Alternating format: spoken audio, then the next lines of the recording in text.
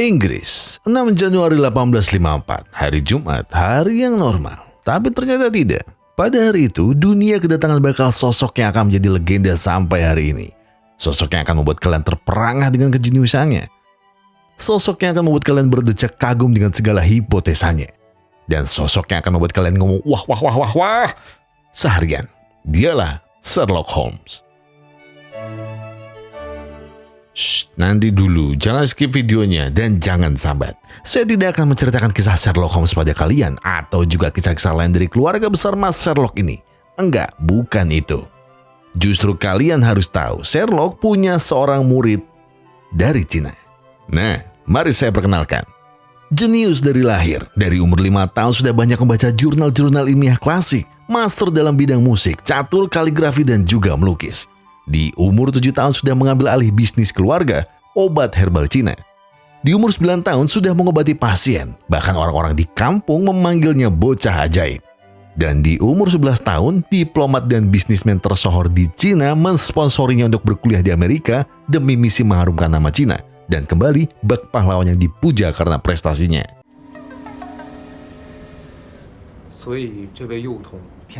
Dan itulah Kin Fu. Benar, Kin Fu adalah murid nyaris resmi dari Sherlock Holmes. Kenapa nyaris? Karena Kin Fu yang maksa buat jadi muridnya Sherlock pas dirinya nyari obat masuk angin di pecinan.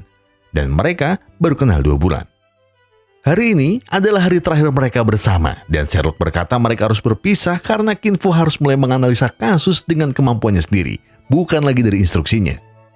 Sherlock pun memberitahu kalau dia punya sebuah kasus yang cocok bagi Kin Fu di San Francisco. Kin Fu sedikit ragu, tapi Sherlock meyakinkannya dengan bilang kalau basic dari segala profesi itu nyaris sama. Gunakan kemampuanmu dalam mengobati orang sesuai dengan teknik pengobatan tradisional Cina. Observasi, dengarkan, tanya, dan rasakan. Kin Fu bingung, tapi Sherlock buru-buru pergi. Jadi mau nggak mau,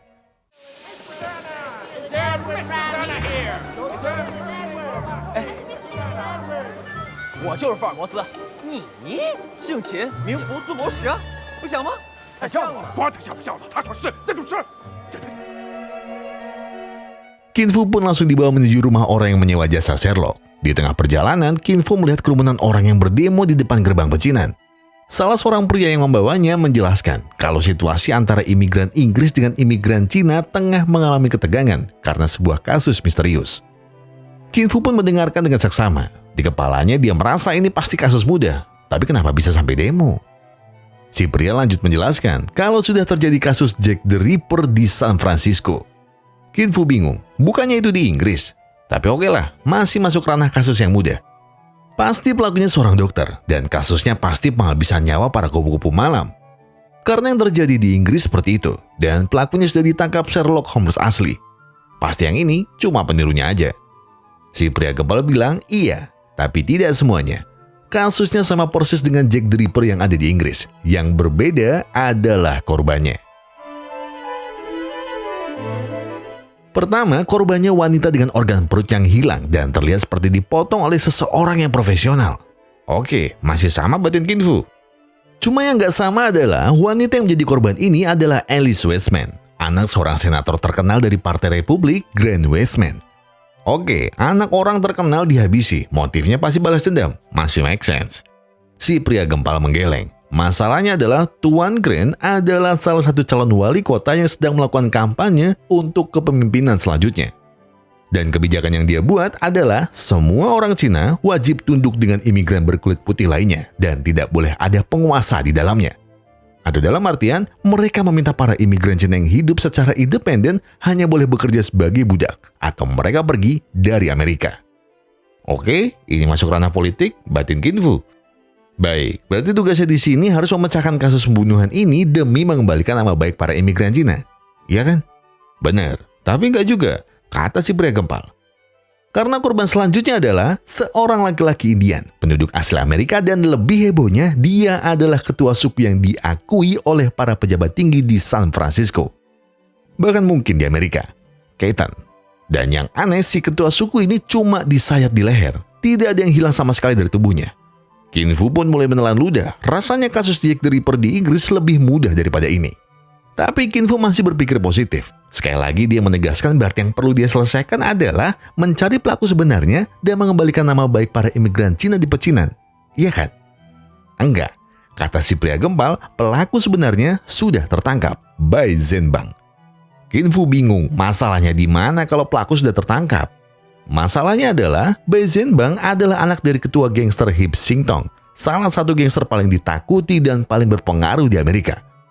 Qin Fu mulai menelan ludah. Terus sekarang dia harus apa dong?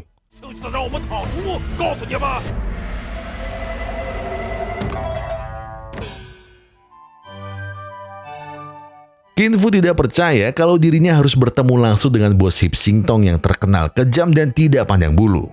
Matanya mulai awas dan tubuhnya seperti menolak berada di sini. Tapi semua pikiran buruknya langsung buyar saat seorang pria flamboyan turun dengan penuh senyum dan hormat. Bai Xuanling, atau para pejabat biasa memanggilnya Tony. Nah, oke. Tapi pertanyaannya, siapa Tony? Tony adalah generasi imigran Cina pertama yang berhasil survive saat Amerika memutuskan untuk membangun rel kereta api pertama dari ujung barat ke ujung timur dengan jasa imigran dari seluruh dunia, termasuk Cina. Dia adalah sedikit imigran yang berhasil masuk ke jajaran pejabat-pejabat daerah dengan tekadnya yang kuat untuk berhasil di benua baru ini. Dan sekarang Tony berhasil memetik buahnya. Hampir setengah wilayah San Francisco berada di tangannya. Tapi dengan kekuasaan yang begitu besar, tentu ada pihak-pihak yang tidak senang. Qin Fu jelas kaget. Tony lah si bos besar geng Hip Sing Tong dan nama Tony sendiri sudah tersohor sampai ke negeri Cina. Qin Fu segera memberi hormat, bahkan sampai minta diangkat sebagai anak. Tony pun menenangkan Qin Fu. Dia bilang kalau dirinya sangat butuh bantuannya, karena dia yakin kalau Bai Zhenbang, anaknya, tidak bersalah. Tony pun menceritakan kronologinya. Malam itu, dia sedang menikmati pertunjukan sulap dengan seorang dewan dari Partai Demokrat, Tuan Weiman. Malam itu seperti biasa, mereka tertawa tapi tidak dengan Bai yang terlihat bosan dan memilih pergi. Bai juga entah mengapa memilih lewat pintu belakang, dan tanpa sengaja seorang kru panggung melihatnya keluar. Tidak ada yang aneh, tapi masalahnya jalan belakang panggung itulah tempat kejadian perkara. Di malam yang sama dua jenazah itu ditemukan dan besok paginya Bai Zhenbang ditangkap di pelabuhan. Terlihat dirinya ingin kabur setelah melakukan aksi semalam. Qin Fu bilang harusnya Bai Zhenbang masih bisa membela diri karena belum ada bukti. Tony bilang iya, tapi semua petunjuk mengarah ke Bai Zhenbang.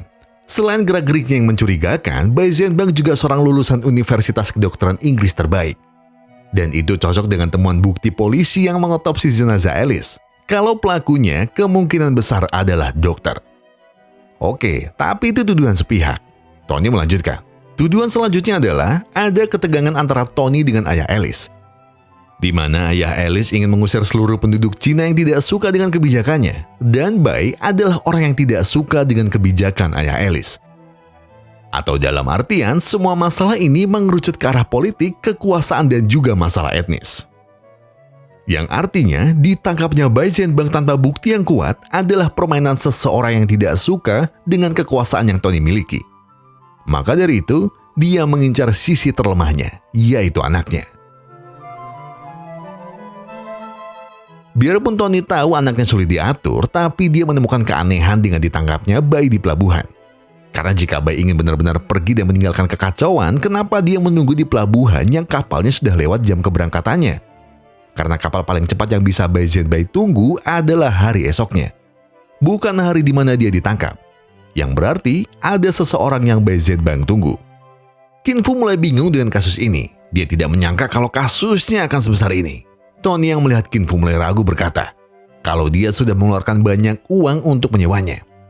Harusnya yang datang adalah Sherlock Holmes, bukan seorang pria yang mengaku-ngaku sebagai muridnya. Ya, Tony sudah tahu kalau Qin Fu bukanlah detektif asli. Tapi dia bertaruh besar pada Qin Fu, karena dia sudah mendapat surat langsung dari Sherlock Holmes kalau Qin Fu orang yang lebih tepat untuk mengurus kasus ini. Jadi Qin Fu tak punya pilihan lain selain menyelesaikan kasus yang mustahil ini. Qin Fu pun meninggalkan Tony dengan anak buahnya, karena dia harus pergi mengurus sesuatu. Qin Fu yang bingung harus bagaimana akhirnya beralasan ingin buang air. Si pria gempal mengiyakan, tapi perasaan dia nggak enak. Ya, Qin Fu bilang kalau dia biasa buang air sambil telanjang. Si pria gempal iya-iya aja, terus pergi. Tapi perasaannya nggak enak lagi. Nah, Qin Fu bilang kalau dia biasa buang air besar sambil telanjang sambil ngebuka jendela. Si pria gempal iya lagi, terus keluar. Tapi perasaannya nggak enak lagi.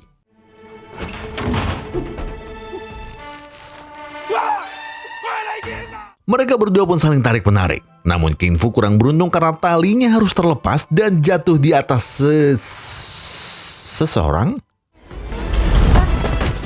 Only you, only you. Qin Fu kaget dia jatuh di atas Indian. Tapi dia lebih kaget karena Indian itu bisa bahasa Cina. Karena keadaan mendesak, mau nggak mau, Qin Fu pun meminta tolong si pria Indian untuk meloloskannya dari kejaran anak buah Tony.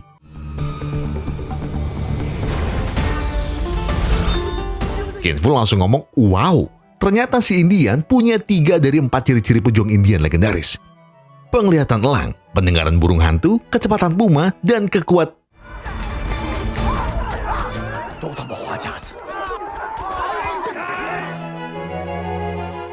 Qin Fu yang tidak bisa bela diri sama sekali akhirnya pasrah saat diseret paksa oleh anak buah Tony. Tapi ternyata Qin Fu salah. Si Indian punya ciri-ciri terakhir dari sang pejuang Indian legendaris.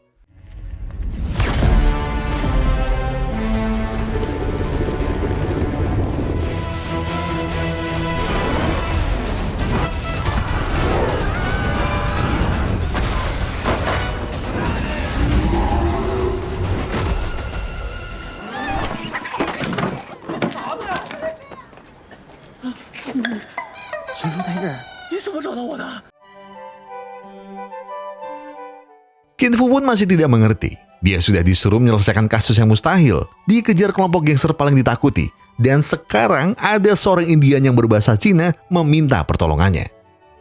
Tanpa banyak babi bu, si Indian mengenalkan dirinya. Sukunya mengenalnya sebagai Agui, atau ayahnya biasa memanggilnya dengan nama Agoy. Dan dia sangat ingin bertemu dengan Qin Fu, karena dia ingin mencari siapa pembunuh ayahnya, Kaiten. Agoy pun mulai menceritakan semuanya. Sore itu dia buru-buru pulang dari berburu. Melihat sang ayah sudah terbujur kaku, Agoy menangis sejadi-jadinya. Tapi sahabatnya berkata kalau Agoy harus kuat. Mereka boleh tersingkir oleh para imigran jahat yang sudah mengusir mereka dari tanah leluhur. Tapi membunuh tanpa sebab apapun adalah perbuatan hina. Maka dari itu sahabatnya meminta Agoy untuk menemui sang peramal. Di tenda sang peramal, Agoy mendengarkan dengan seksama. Sang peramal bilang kalau ayahnya dibunuh karena kerakusan seorang pria. Dari mata batinnya, sang peramal bilang kalau Agoy harus pergi ke barat untuk mencari siapa pelaku pembunuh ayahnya. Dan orang yang bisa Agoy mintai tolong adalah seorang pria setengah telanjang yang jatuh dari langit. Qin Fu capek dengan semua kehebohan hari ini. Dia menolak permintaan Agoy yang sama tidak masuk akalnya. Melihat Agoy yang memohon dan memohon, Qin Fu pun bilang kasih dia waktu buat berpikir sebentar. Tapi kayaknya itu cuma alasan aja. Qin Fu pun kabur dengan mengedap-kedap. Karena dirinya juga masih dicari anak buah Tony, Qin Fu pun memutuskan bersembunyi. Qin Fu pun lega. Setidaknya malam ini dia aman. Besok pagi, ya urusan besok pagi.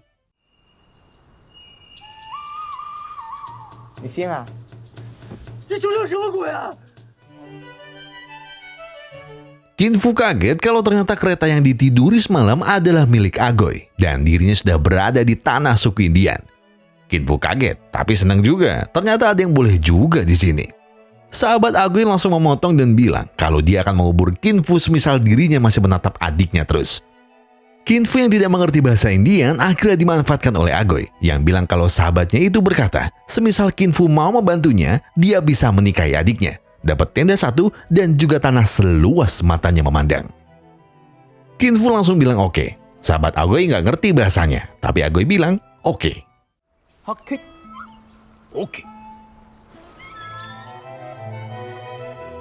Esok paginya, Qin Fu langsung mengajak Agoy ke tempat Tony untuk meminta maaf soal kaburnya kemarin dan mengenalkan Agoy sebagai partner investigasinya. Tanpa banyak bertanya, Tony langsung menyambut mereka berdua dan memaklumi Qin Fu yang pasti kaget dengan besarnya kasus ini. Tony pun langsung mengenalkan Qin Fu dengan Master Fei Yanggu, perwakilan kerajaan dinasti Qing yang sedang ada urusan di sini, dan juga Bai Zhenbang beserta Zhen Xiliang, sahabat karib anaknya. 不可坏了体面。 Baik, keadaan makin runyam. Biar saya bantu jelaskan kenapa ini semua bisa terjadi. Kalian tentu sudah ada gambaran dengan kasus yang akan Qin Fu hadapi. Tapi nyatanya masalah ini berhubungan jauh dengan dinasti Qing yang ada di Cina sana. Master Fei adalah suruhan langsung oleh Ibu Suri, sang kaisar yang pada saat ini memimpin dinasti Qing. Ibu Suri meminta Master Fei datang ke Amerika untuk mencari seorang pembelot yang sudah merusak perjanjian 8 negara, yang mengakibatkan Cina atau Tiongkok waktu itu harus dijajah atas dasar pemberontakan. Dan orang yang mereka percaya sebagai otak dari segala pemberontakan di Tiongkok adalah Zhen Xiliang. Qin Fu pun mencoba menginterogasi sesuai ajaran Sherlock, sedang Agoy memulai interogasi sesuai ajaran polisi Konoha. Semua panik termasuk Qin Fu, tapi Zhen turun menghampiri. Dengan serius, Zhen meminta Bai untuk mengatakan semuanya. Tony pun juga langsung menghentikan tindakan Qin Fu dan Agoy. Entah mengapa, Agoy menuruti kata-kata Tony, walau mereka baru saja bertemu hari ini. Dengan lembut, Tony berkata, kalau dia punya bukti lain kalau anaknya bukanlah Jack the Ripper yang membunuh ayah Agoy. Iya, Tony tahu apa motif Agoy menyudutkan Bai sebegitunya. Tapi buktinya sekarang hanyalah sebuah teori. Dia butuh bukti fisik yang hanya bisa ditemukan oleh kejeniusan Qin Fu dan juga ketangkasan Agoy. Mereka setuju. Qin Fu pun meminta kalau dia bisa membuktikan Bai tidak bersalah, Qin Fu mau Tony mengurus kependudukannya sebagai warga Amerika. Karena dia sudah dijanjikan tanah dan juga istri. Dan Tony bilang, ya gampanglah nak.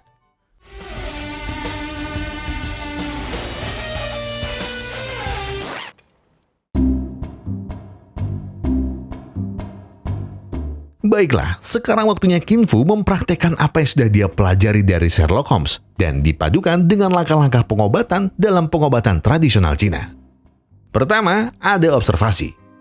Jadi apa yang mereka punya sekarang? 1. Ayah Agoy datang ke kota untuk menjual hasil alam milik suku Indian.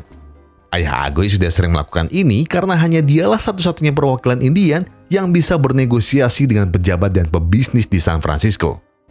Dan lagi, ayah Agoy adalah pejuang Indian asli, jadi nyaris tidak mungkin ayahnya kalah dalam adu pedang atau tangan kosong. Tapi beda ceritanya jika pelakunya bertubuh sangat besar, atau ayah Agoy dihabisi dari belakang saat sedang lengah. Nomor 2, Agoy menemukan fakta darah yang tercecer tidak sebanyak yang seharusnya. Jika memang pelaku mengeksekusi 2 orang yang satunya dikuras habis organ perutnya, harusnya pemandangan di TKP lebih mengerikan dari ini. Ketiga, mereka menemukan 3 jejak kaki, 2 sepatu dan 1 telanjang kaki. Yang satu mungkin punya ayah Agoy, karena orang Indian belum mengenal teknologi sepatu waktu itu. Dan yang 2 sisanya, Alice dan pelaku. Kalian salah menebak adik-adik. Alice ditemukan tergeletak tanpa sepatu. Dan kalau memang Alice memakai sepatu, sepertinya Alice terkena beri-beri, karena jejak sepatunya terlalu besar untuk ukuran kaki seorang wanita. Dan yang keempat,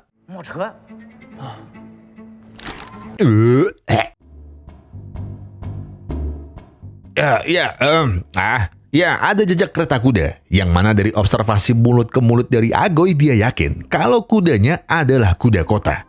Karena rasa kotorannya masih ada kacang-kacangnya. Kalau memang itu kotoran dari kuda ayahnya, harusnya rasanya rumput. Karena suku Indian hanya memberi makan kuda mereka rumput terbaik yang dirawat seperti anak sendiri. Berarti kesimpulannya di sini adalah Alice tidak dieksekusi di sini, melainkan Alice sudah dieksekusi di tempat lain dan ditaruh di sini untuk mengaburkan investigasi. Yang mana pada saat bersamaan, kemungkinan ayah Agoy tanpa sengaja melihat kejadian itu dan kaget. Dan saat kaget itulah pelaku kedua langsung menghabisi ayah Agoy dari belakang. Oke, kita lanjut ke nomor 2. Yang kedua adalah mendengarkan. Karena mendengarkan cuma bisa dilakukan kepada pasien yang hidup, jadi Qin Fu dan Agoy harus mendengarkan apa yang tubuh Alice teriakan tapi tidak terdengar. Dan di sini cuma Agoy yang punya kemampuan untuk mendengarkan.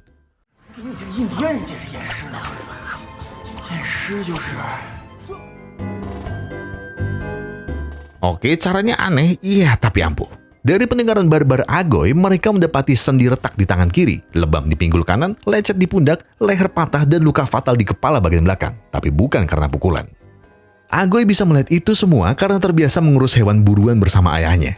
Dan dari otopsi Agoy, Qin Fu menyimpulkan kalau ada penyiksaan sebelum kematian. Agoy juga menambahkan kalau ada sedikit perlawanan dari Alice.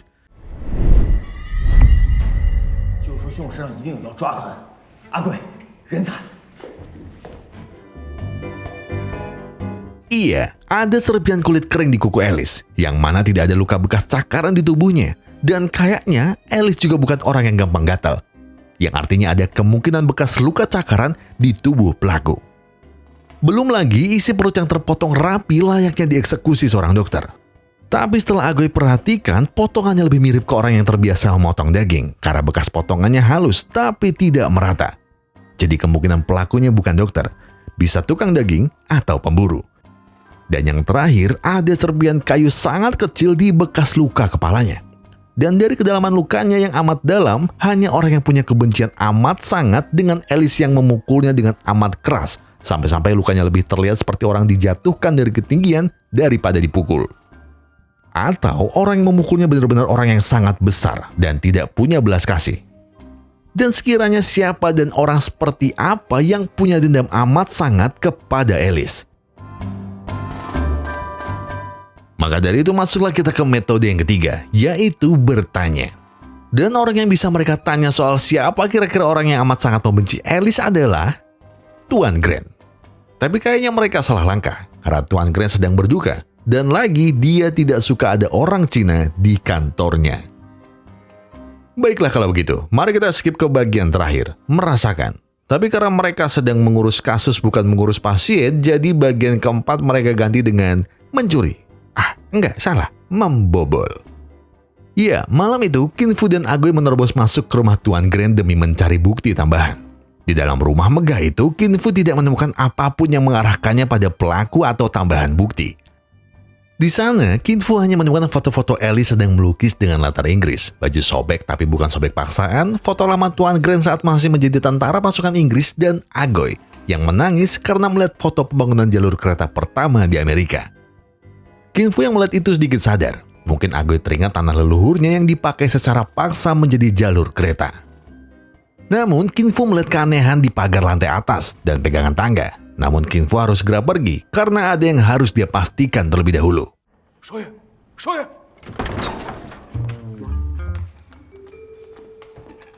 Iya, Qin Fu mencari Bai untuk menanyakan sesuatu yang penting. Qin Fu coba bertanya pada Tony, tapi Tony bilang kalau San Francisco tidaklah besar. Dan Qin Fu punya otaknya serta Agoy punya skillnya. Gunakan kalian itu dengan baik.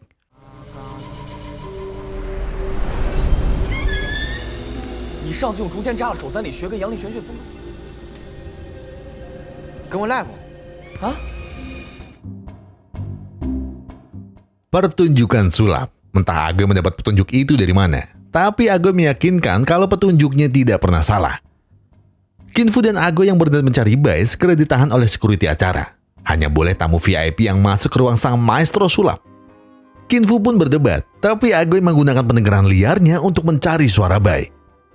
Agoy dengan bodoh amat masuk ke ruang sang maestro sulap, Qing Ling Fu. Sang security minta maaf karena tidak bisa menahan mereka. Tapi sang maestro bilang tenang aja, dia juga lagi dandan kok. Tapi Qin Fu langsung memotong. Kalau dia lagi dandan, kenapa ada 3 gelas teh?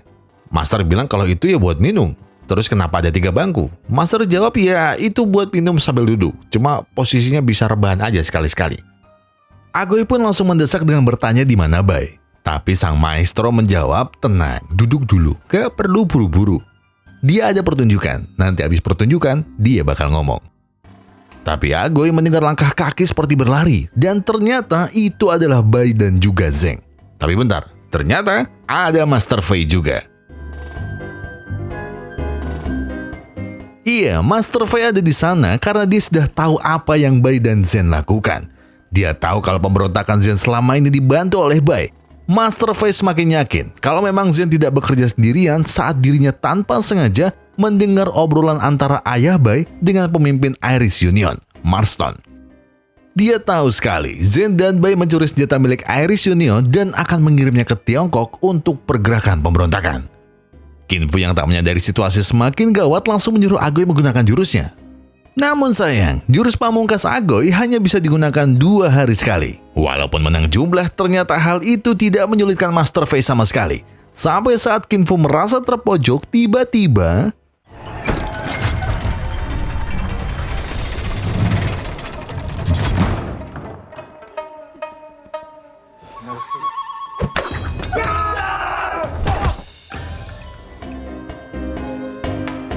ya, ternyata mereka berada di bawah panggung sang pesulap yang sedang melakukan triknya. Dan tentu saja sang pesulap kaget. Yang awalnya dia ingin menghilangkan seorang penonton, tapi yang kembali bukan penontonnya. Qin Fu pun memanfaatkan kesempatan itu untuk menghajar Master Fei. Walau dia tidak tahu persis apa masalahnya, sampai akhirnya mereka pun bisa selamat.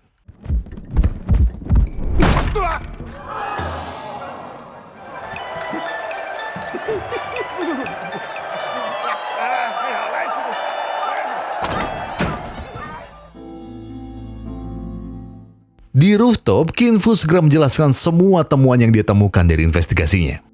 Dan dari semua itu, keluar pertanyaan. Apakah Alice kekasih Bai? Qin Fu bertanya itu karena dia melihat foto Alice yang ada di Inggris serta sertifikat kelulusan dari universitas yang sama dengan Bai. Bai pun menarik nafas panjang. Dan dia menjawabnya dengan, iya. Aku mengenal Alice saat umurku 18 tahun. Hampir 6 tahun yang lalu. Saat pertama bertemu, aku sudah tahu kalau Alice adalah pelabuhan terakhirku. Bai menceritakan kalau dirinya sebenarnya sudah berencana menetap di Inggris, tapi karena Alice lah dia memutuskan untuk pulang ke San Francisco. Namun saat tahu kalau di San Francisco mulai diberlakukan kebijakan sentimen anti Tiongkok, karena itulah Bai hanya bisa bertemu Alice diam-diam. Kami sama-sama saling mencintai, tapi semesta menentang semua perasaan itu. Dan dari ini juga Bai sadar, bukan hanya dia yang menderita karena kebijakan itu, tapi seluruh imigran Cina yang tinggal di sana juga sama. Inilah yang diperdebatkan Bai dengan ayahnya. Dia sangat tahu sekali kalau ayahnya menggunakan segala cara agar demi para imigran Cina di San Francisco bisa hidup dengan layak dan berkecukupan. Tapi dia lelah melihat ayahnya harus tunduk, dan tunduk. Ayahnya terus saja memberi, tapi dia juga yang membuang kotoran para pejabat-pejabat brengsek Amerika Serikat itu. Maka dari itu, Bai dan Zen memulai pemberontakan ini. Mereka tak memulainya dari pecinan. Karena itu sama saja dengan bunuh diri di kandang musuh. Jadi dia memulai pergerakan jauh di timur sana, Cina. Perjanjian 8 negara yang dilakukan Tiongkok dengan negara lainnya hanyalah sebuah kedok dari kubu barat untuk mengeruk apa yang Cina punya dengan dalih teman seperjuangan. Yang pada aslinya mereka tahu kalau Cina tak punya armada perang secanggih mereka. Kita sudah ditodong sejak hari pertama. Kita dibungkam hanya karena mereka sedikit lebih superior. Aku memang tidak lahir besar di Cina. Bahkan aku belum pernah pergi ke sana. Tapi orang-orang di sini, di pecinan ini, mereka adalah orang-orang yang luar biasa. Mereka bekerja lebih giat dari orang kulit putih lainnya. Mereka berjuang lebih keras dari orang kulit putih lainnya. Dan mereka menunduk lebih rendah dari etnis lainnya. Di sini mereka tak punya kaisar yang bisa melindungi. Di sini mereka sendirian. Termasuk aku dan ayahku. Kalau memang ayahku di sini untuk melindungi mereka semua, aku akan memulai di tempat lain. Tempat di mana tanah leluhurku dicabut habis sampai ke akar-akarnya. Tapi orang-orang di istana hanya diam. Seolah mereka tak mau membuat keributan. Padahal mereka sendiri takut untuk melawan para penjajah-penjajah itu. Dan di sini Qin Fu akhirnya mengerti. Kalau perasaan cintanya yang dalam kepada Alice membuat Bai melihat lebih jauh dengan yang terjadi pada kaum mereka. Sebelum pergi, Bai menitipkan sebuah surat dari Alice yang ditulis pelayannya. Ini adalah surat yang membuat Bai menunggu di pelabuhan sendirian. Dan di surat itu tertulis kalau Alice setuju dengan rencana Bai untuk kawin lari. Dan akan menunggunya di pelabuhan. Namun yang ada, justru Bai diringkus polisi. Di malam yang sama saat Alice dihabisi, itu juga malam di mana Bai dan Zeng mencuri senjata dari Irish Union. Jadi kuatlah alibi Bai kalau dia bukan pembunuhnya. Dan terakhir, Bai berkata kalau Qin Fu mungkin bisa menemukan petunjuk lainnya di pelayan Alice yang bernama Amanda. Dia tahu segalanya. Bai tak bisa membantu lebih jauh dari ini.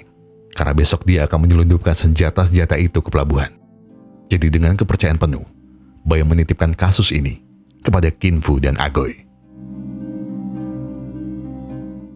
Kinfu dan Agoy berniat melaporkan yang mereka dapat kepada Tony. Tapi ternyata Jack the Ripper sudah berulah lagi. Kinfu pun bersumpah kalau Bai Zhenbang bukan pelakunya. Karena sedari tadi dirinya bersamanya. Apapun itu, kepala polisi Lance bilang ke Tony kalau dia tak bisa selamanya melindungi anaknya jika kasus ini makin melebar. Jadi untuk saat ini, dia akan melakukan apa yang seharusnya polisi lakukan. Di saat yang sama juga Tony meminta Kinfu dan Agoy untuk mengecek TKP dan temukan apa yang bisa membantu mereka menuju Jack the Ripper yang asli. Ya, korban selanjutnya ada Lin Yue, 26 tahun, praktisi pengobatan tradisional Cina.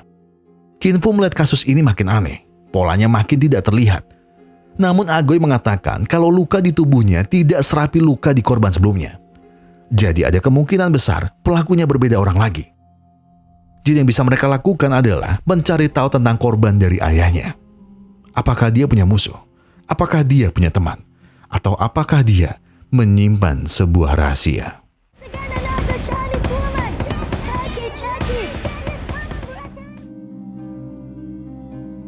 Masih di malam yang sama, terlihat Master Fei mendatangi bar milik Iris Union. Kedatangan mereka jelas menjadi pertanyaan besar bagi Marston. Dengan bahasa Inggris yang terbata-bata, Master Fei bilang, dia tahu di mana senjata-senjata milik Marston berada. Tapi jika Marston ingin tahu senjatanya ada di mana, mereka harus bekerja sama. Atau kalau Marston ragu dengannya, mari kita lihat. Lebih cepat pelurumu atau pisauku.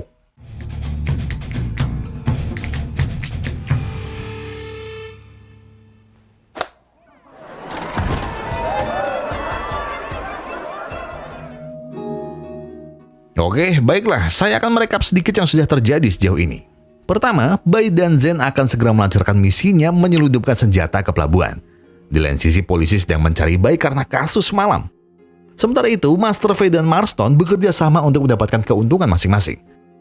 Master Fei ingin menangkap Zhen untuk dibawa ke Cina, sedangkan Marston ingin senjatanya kembali.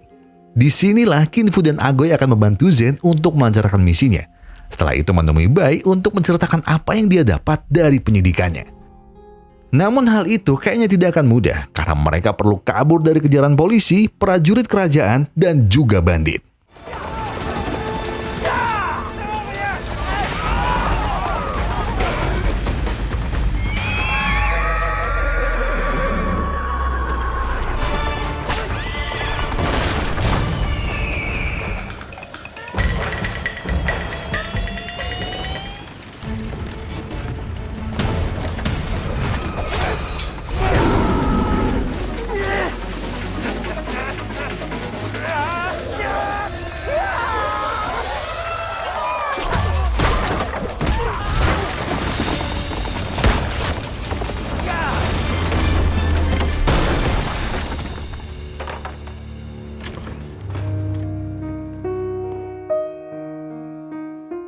Kinfu panik melihat Agoy tertembak.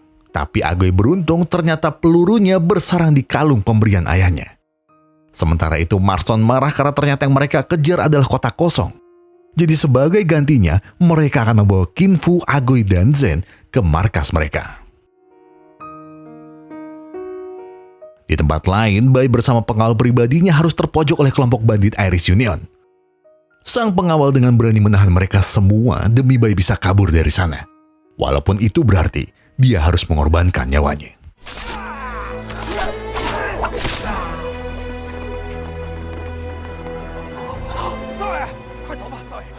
Beruntung, anak buah Tony berhasil datang walaupun sedikit terlambat. Pamannya pun memaksa Bai untuk ikut bersamanya. Tapi Bai melawan. Dia minta waktu sedikit lagi. Ada yang harus dia luruskan dan orang yang harus dia temui. Dan ini semua demi kelangsungan semua orang di pecinan. Bukan hanya untuk dirinya.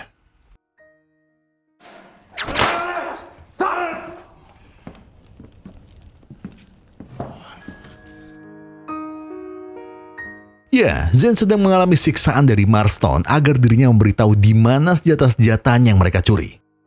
Tapi Zhen tak gentar sama sekali. Dia tak takut sekalipun Marston atau Zhen menyiksanya sampai mati. Beruntung Zhen masih hidup. Kinfu sendiri meminta Agoy untuk melakukan sesuatu. Karena jika tidak, mereka selanjutnya yang akan disiksa. Entah apa yang Agoy pikirkan. Dia hanya memberi makan seekor burung. Setelah itu berkata, kalau mereka akan baik-baik saja. 是同根生，相煎何太急啊！谁跟你同根生啊？你们仨 Qin Fu marah karena ternyata omongan Agoy tidak menyelamatkan mereka. Tapi tanpa diduga di saat yang sama, salah satu bandit memberikan mereka kabar gembira. Tentara Irlandia berhasil masuk ke daratan Cina bersama tentara Inggris. Dan di saat yang sama juga salah satu anak buah Master Fei juga memberi kabar kalau istana berhasil dimasuki pihak asing. Harta mereka dijarah, beberapa orang penting istana mati. Sedangkan kaisar beserta keluarganya belum ditemukan dimanapun. Dengan kemungkinan terbesarnya, mereka semua mati. Master Fei bingung, kenapa semua ini terjadi? Dia diperintahkan sang ratu untuk menangkap seorang pemberontak demi perdamaian bersama negara lain. Tapi sekarang, tanpa peringatan, mereka negara lain itu masuk dan memporak-porandakan istana dan seisinya. Sekarang dia jadi sadar, apa yang Zen lakukan bukanlah pemberontakan terhadap negara, namun upaya membela diri dari ideologi-ideologi barat yang perlahan masuk ke daratan Cina. Zen lebih tahu situasi di luar karena dia hidup di sekitaran orang-orang seperti itu. Memang dari awal pihak asing tidak pernah berniat untuk berteman. Mereka menggunakan kata teman hanya demi keuntungan mereka saja. Di saat Cina memberikan sumber daya mulai dari alam sampai manusia, justru pihak asing malah menjejali mereka dengan ideologi, agama, serta yang paling parah, obat-obatan terlarang.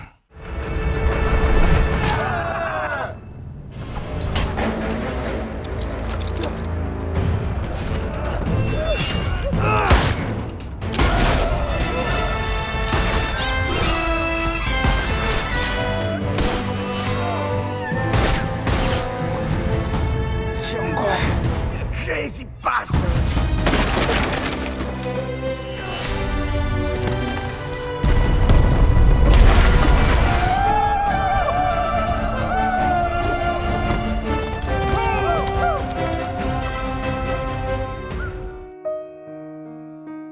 Qin Fu, Agoy, dan Zen berhasil selamat setelah suku Indian dari Agoy menyelamatkan mereka. Di saat mereka akan pergi dari sana, dengan sisa tenaga terakhir, Master Fei menitipkan perlawanan Cina kepada Zen. Tiba-tiba, anak buah Tony datang untuk memberitahu kalau ada kabar dari Bei. Tony, Qin Fu, Agoy, dan Zen dan anak buah lainnya datang ke pabrik milik Tony yang sudah dipenuhi polisi. Tapi pemandangan yang mereka lihat hanyalah tubuh seorang wanita yang sudah terbujur kaku. Dan itu adalah Amanda, pelayan pribadi Alice. Dengan tatapan tak percaya, Tony bertanya, apa yang terjadi? Kapten Lance menjelaskan kalau sebelum sampai di sini, dirinya sedang berdebat dengan Tuan Grant perihal lambatnya polisi menangkap pembunuh anaknya. Tapi secara bersamaan, datang kabar kalau Jack the Ripper terlihat membawa seorang wanita ke pabrik milik Tony. Bersama Tuan Grant, Lance dan pasukannya secara hati-hati masuk dan melihat Jack the Ripper akan melakukan aksinya. Karena kondisi gelap, mereka tak bisa melihat siapa orang di balik jubah itu. Sampai saat Jack the Ripper kabur, Grant dengan penuh emosi menarik pelatuknya.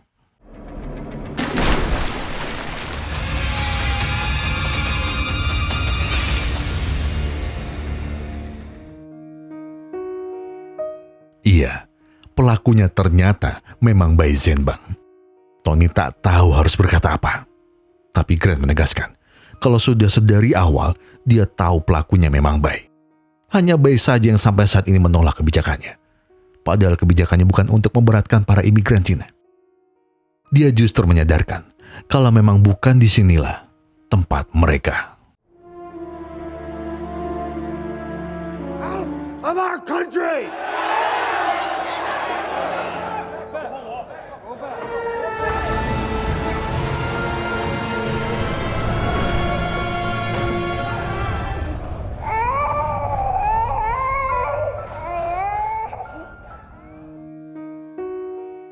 Sekarang tak ada lagi yang bisa mereka lakukan. Dalam 24 jam kasus ini akan ditutup. Dan Bai Zhenbang akan ditetapkan sebagai tersangka. Surat kewarganegaraan yang Qin Fu minta pun rasanya tak ada artinya. Agoy apalagi. Dia masih tak terima dan percaya kalau Bai bukanlah pelakunya. Awalnya dia memang hanya ingin mencari siapa pelaku pembunuh ayah angkatnya. Tapi setelah mengikuti kasus ini, dia melihat lebih dari cuma mencari siapa pelaku sebenarnya. Ya, ayah angkat. Agoy sejatinya adalah anak yang ditolong oleh para suku Indian di dekat tambang emas yang roboh karena ledakan tak sengaja. Ketan memberinya kesempatan kedua untuk hidup. Dia memberinya rumah, dia mengajarinya berburu, dan dia menjadikannya manusia yang seharusnya.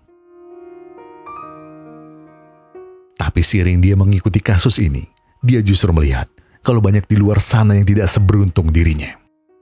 Mereka yang katanya hidup layak, ternyata harus mengemis di bawah kaki para orang kulit putih yang tidak tahu terima kasih.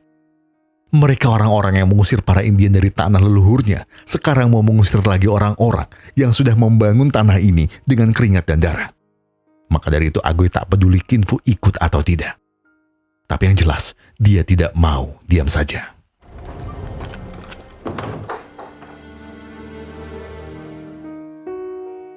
Seluruh orang pecinan ternyata berkumpul di depan pintu rumah Tony. Mereka ingin melihat tuan muda Bai sekali lagi. Mereka ingin berterima kasih dan juga meminta maaf. Terima kasih karena tuan muda selalu membantu mereka. Dan maaf karena mereka tidak bisa membantu apa-apa.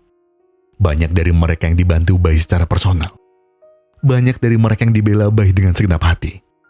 Dan sama halnya dengan Tony.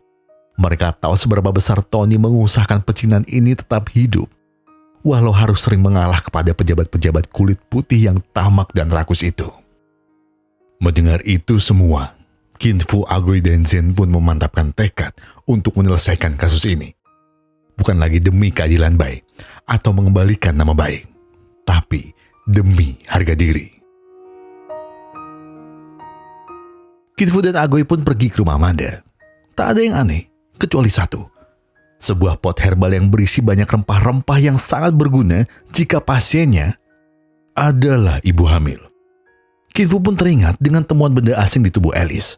Sebuah serpian kulit kecil dan juga serpian kayu yang mungkin bagi polisi tak ada artinya. Tapi bagi Kin Fu dan Agoy, itu adalah barang bukti yang sangat penting. Sekarang semua titik-titik putus sudah mulai terhubung. Jadi tinggal satu misteri lagi yang belum selesai. Jika mereka ingin membuktikan Bai bukan pelakunya dan mengungkap kasus ini di publik, mereka harus mencari tahu trik apa yang mereka gunakan di tangki air raksasa di pabrik milik Tony.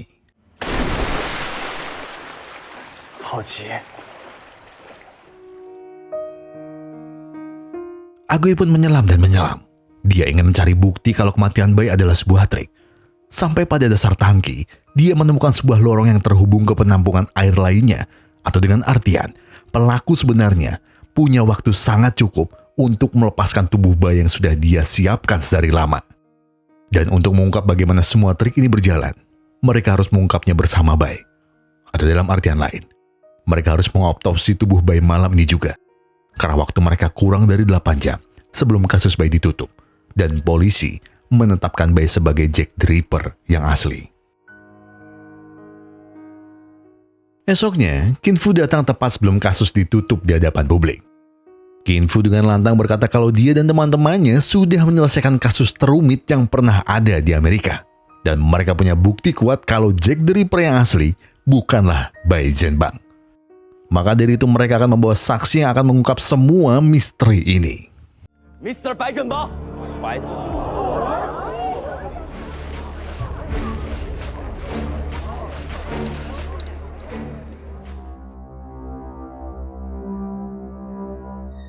Tuan Grant menolak keras pengungkapan kasus ini, karena mana mungkin orang mati bisa menjadi saksi. Tapi Tuan Weiman bilang kalau mereka punya hak untuk mengatakan pendapatnya akan kasus ini. Publik dan wartawan yang ada di sana pun mendukung itu. Mereka ingin tahu apa yang sebenarnya terjadi, dan mengapa Kin Fu sampai seyakin itu dengan membawa tubuh Bai sebagai saksi. Melihat publik antusias, Agoy pun dengan lantang menyampaikan bukti pertama. Kasus Jack the Ripper ini memakan 4 korban. Ada Alice, anak senator terkenal. Ketan, sang kepala suku sekaligus ayah angkat dari Agoy. Lin Yue, dokter pengobatan tradisional Cina. Dan terakhir, Amanda, pelayan pribadi Alice. Dari 4 korban, mereka tidak menemukan keterkaitan apapun secara sosial. Hanya Alice dan Amanda saja yang terkait secara langsung. Tapi ada hal signifikan dari tubuh mereka masing-masing. 3 dari 4 korban mendapat luka yang sama persis dengan luka yang biasa Jack the Ripper lakukan. menyayat perut dan membuang organnya. Tapi dari 3 itu, hanya 1 yang memang benar-benar disayat menyerupai sayatan seorang dokter, sedangkan 2 sisanya terlihat sangat asal-asalan. Tubuh mereka layaknya dikoyak oleh seorang jagal atau tukang potong daging. Hal itu ditambah kenapa hanya ayah Agoy yang mendapat luka di leher tanpa kehilangan 1 organ pun. Dengan bukti ini mereka mengartikan kalau pelaku ada 2 orang. Publik kaget mendengarnya. Berarti aksi Bai selama ini ada yang membantu. Zhen langsung menolak keras tanggapan itu. Di tanggal 10 malam hari, dia berani bersumpah kalau dia bersama Bai semalaman. Mulai dari keluar teater sampai meninggalkan Bai sendirian di pelabuhan. Tapi mau bagaimanapun juga, polisi melihat Bai sedang melakukan aksinya di pabrik milik ayahnya. Dan disinilah Qin Fu masuk. Qin Fu menanya langsung Kapten Lance apakah dia melihat langsung wajah Bai saat hari penangkapan. Dan jawabannya, tidak. Dia hanya melihat wajah Bai saat dirinya sudah mengambang di tangki air. Qin Fu pun mengemukakan temuannya soal lubang bawah tangki yang terhubung dengan penyimpanan air lainnya. Dan selain itu, dia menemukan bukti lain, sebuah bros union dengan inisial TL atau Thomas Lawrence alias pengawal pribadi Tuan Grand. Tapi hanya dengan bros ini, jelas mereka belum bisa membuat Bai lolos dari tuduhan. Maka dari itu, Qin Fu meminjam pistol milik Tuan Grand. 有请今日掌任出主。 Mr. Lance, what was the approximate distance when Mr. Grant shot? Qin Fu menjelaskan kalau luka tembakan pada manusia dan hewan bisa sangat berbeda, tergantung dari hewan apa yang mereka tembak. Tapi babi potong ini adalah contoh paling dekat dengan simulasi yang terjadi saat hari penangkapan. Tuan Grand menembak dengan jarak sekitar 7 meter. Itu jarak yang sangat cukup untuk membuat luka fatal. Tapi yang mereka temukan di tubuh Bai tidak seperti itu. Luka tembakan itu lebih dalam dan pastinya itu dilakukan dari jarak yang lebih dekat. Tapi dari autopsi mereka justru Qin Fu menemukan bahwa Bai meninggal bukan karena tembakan. Bahkan Bai sudah meninggal sehari sebelumnya karena kedinginan. Zhen melanjutkan penjelasan Bai dengan bilang kalau dirinya sama-sama berkuliah di Universitas Kedokteran yang sama dengan Bai. Dan dia berani bertaruh kalau otopsinya jujur dan menyeluruh. Dan dari otopsi itu, Zhen menemukan gigi yang terkatup, otot wajah mengejang, anggota tubuh kaku, hidung dan ujung jari menghitam, kulitnya putih keabu-abuan, pendarahan dalam paru-paru dan jantung. Atau dalam arti sederhananya, Bai Zhenbang dibiarkan mati kedinginan. Dan di tengah musim panas seperti ini, satu-satunya tempat dingin hanyalah gudang penyimpanan es. Dan hanya ada sedikit gudang es di San Francisco. Dan yang paling dekat dari semua tempat kejadian perkara adalah gudang penyimpanan es di rumah Tuan Grand. Sekarang, semua bukti tertuju pada Tuan Grand. Namun apakah mungkin seorang ayah menghabisi anaknya sendiri? Qin Fu menjawab, bisa iya, bisa tidak. Tidak kalau sang ayah waras. Iya, kalau sang ayah sudah terbutakan oleh kekuasaan dan harga diri yang tidak perlu. Dalam kampanyenya, Tuan Grand membuat kebijakan yang membuat seluruh imigran Cina sangat tersudutkan. Pengasingan imigran Cina, penutupan Chinatown, dan melarang semua bisnis untuk memperkerjakan orang-orang dari etnis Cina. Kebijakan ini sudah membuat Tuan Grand memenangkan pemilu bahkan dari sebelum waktunya. Tapi ada yang perlu kalian semua tahu. Anak Tuan Grand satu-satunya ternyata menjalin cinta terlarang dengan seorang pria Chinese yang tidak lain dan tidak bukan adalah Bai Zhenbang. Hubungan ini jelas akan mencoreng citra Tuan Grand sebagai orang yang paling keras menolak etnis Tionghoa eksis di Amerika. Qin Fu menegaskan ini bukan tuduhan tanpa dasar. Dia punya bukti kuat untuk hubungan itu. Sebuah surat yang ditulis Alice untuk mengajak Bai Zhenbang kawin lari. 2 buah tiket atas nama Alice dan Bai dengan tujuan Inggris untuk hari keberangkatan yang sama. Hari di mana seharian Bai menunggu Alice yang tak kunjung datang. Dan hari di mana Bai Zhenbang ditangkap dan dituduh sebagai pelaku kasus ini. Tapi bukti ini jelas belum menjadi motif yang kuat untuk Tuan Grand menghabisi anaknya sendiri. Maka dari itulah, 2 korban lain, Yuan Li dan Amanda, adalah kunci. Karena apa?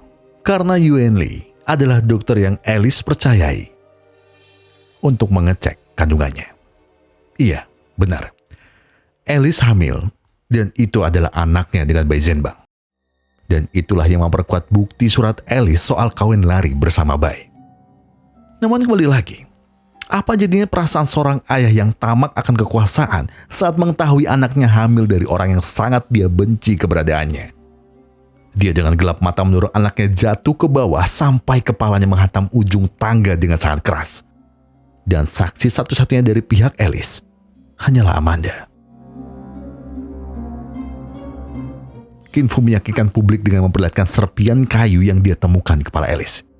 Dan itu cocok dengan retakan yang dia dapat dari ujung tangga rumah Grant. Selain itu dia juga menemukan pagar balkon lantai 2 yang baru saja dicat ulang untuk menghilangkan bukti. Dan lagi, serpian kulit di kuku Alice sangat Kin Fu yakini itu adalah milik Tuan Grant. Maka dari itu dia percaya kalau ada bekas cakaran di lengan milik Tuan Grant.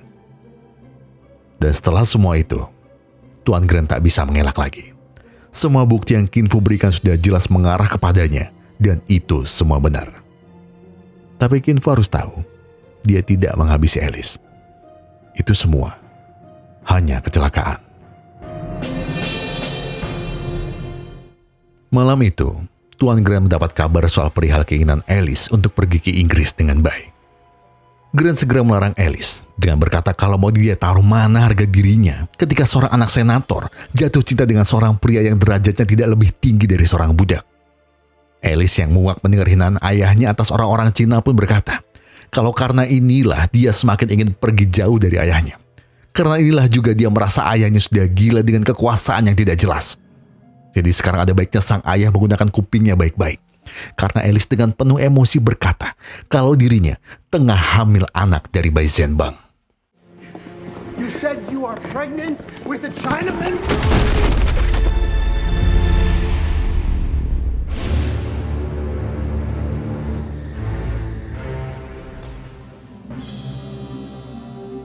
Dan setelah itu, apakah ada kesedihan di matanya?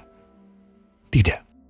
Justru yang ada di kepalanya adalah bagaimana dia harus menutup rapat semua ini.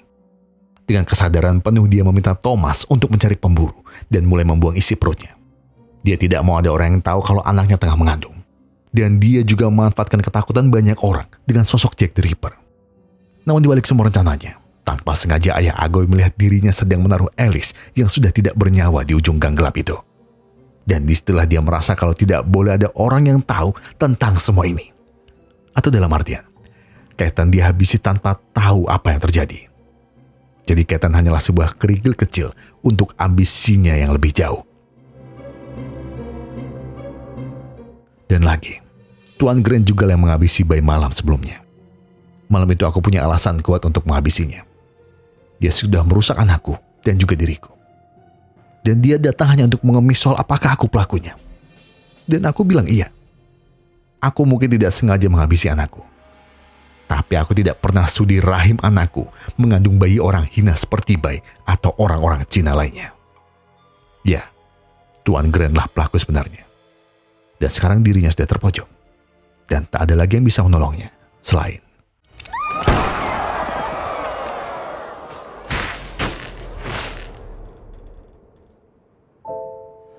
The vote on whether to appropriate Chinatown as municipal property, although Chinatown has not been appropriated City Hall.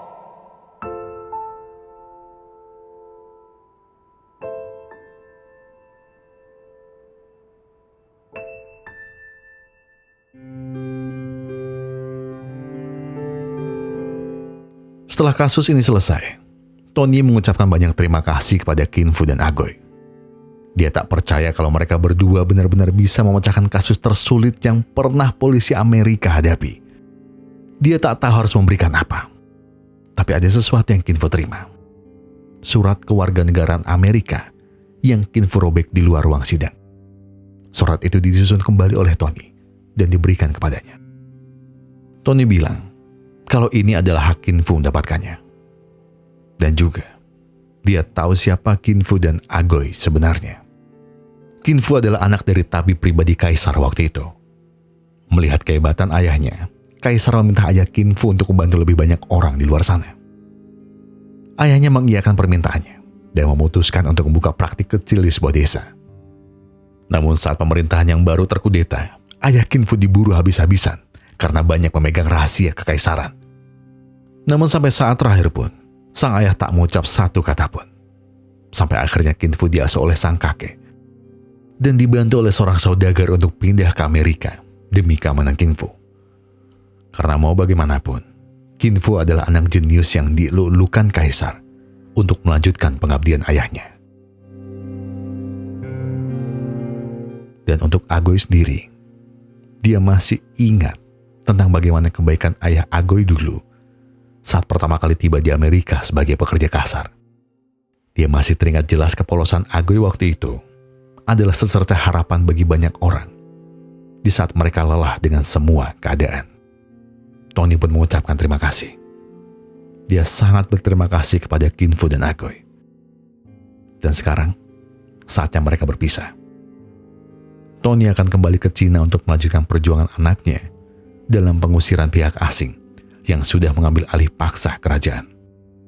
Tugasnya di sini telah selesai. Dan sekarang adalah giliran Kin Fu dan Agoy membuktikan pada semua orang bahwa mereka tidak boleh dipandang sebelah mata oleh orang-orang kulit putih di Amerika ataupun di dunia. 你帮我选一下，你说，一，回曲公主当你们一年驸马爷那。我还是选一不？哪来的？这唐人街是从哪儿来的？那我以后就叫唐辉。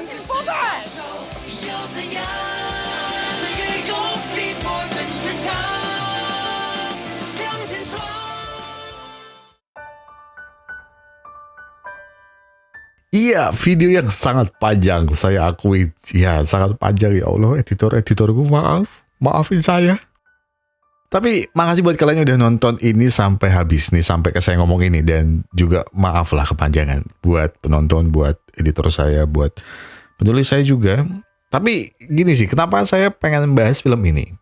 Sebenarnya simple, saya penasaran. Kalau kalian tahu nih ya, film ini adalah prequel dari 3 atau 5 filmnya dengan judul yang sama. Iya benar, prequel, 4. Jadi sama film ini tuh ada total 4 film. Jadi kayak sebelumnya film saganya ini tuh ada Detektif Cina tahun 1 sampai 3. Nah, awal dari 3 cerita ini tuh ya film ini. Ibaratnya gitu sih kalau nggak salah. Jadi yang kalian tonton ini itu tuh film keempat dari 4 filmnya. Gimana ngomongnya ya? Ya pokoknya ini adalah film keempat. Tapi film keempat ini adalah awal dari cerita Detektif Cina tahun 1 sampai 3. Karena yang ini judulnya itu Detektif Cina tahun 1900. Saya nggak tahu cara ngomong bahasa Inggrisnya gimana. Nah, terus saya sendiri juga belum tahu urutannya itu gimana. Cuma kalau yang saya tahu sih cuma sebatas ya oke, ini jadi prequel dari 3 film sebelumnya di situ. Jadi ada Detektif Cina tahun 1 yang rilis 2015, Detektif Cina tahun 2 rilis 2018, terus Detektif Cina tahun 3 yang rilis 2020, sama yang keempat itu ini, Detektif Cina tahun 1900 yang rilis tahun ini. Dan kalau nggak salah ada seriesnya juga dengan nama yang sama. Nah, kalau buat yang itu saya belum tahu dan saya juga belum lihat hubungannya itu apa. Cuma kayaknya menarik sih untuk dikulik satu-satu. Tapi ya itu juga kalau kalian tertarik sih sebenarnya. Karena dari yang saya baca itu 3 dari 4 film Detektif Cina tahun ini termasuk di 50 film terlaris sepanjang masanya Cina. Ada yang masuk 10 besar, ada yang 20 besar, dan kayaknya film yang ketiga itu masuk 5 besar deh kalau nggak salah ya. Tapi yang bikin saya ngerasa film ini tuh kayaknya seru buat ditonton itu karena abismonya itu karena 4 film yang sebelumnya itu bersaing sama film-film Cina yang juga nggak tanggung-tanggung secara penjualannya dan secara filmnya memang bagus di situ. Ya biarpun saya tahu kalau selera orang soal film ya beda-beda sih ya. Cuma entah kenapa kayaknya film-film buatan Cina akhir-akhir ini kayaknya ya 3-4 tahun terakhir itu mulai menarik perhatian saya sih.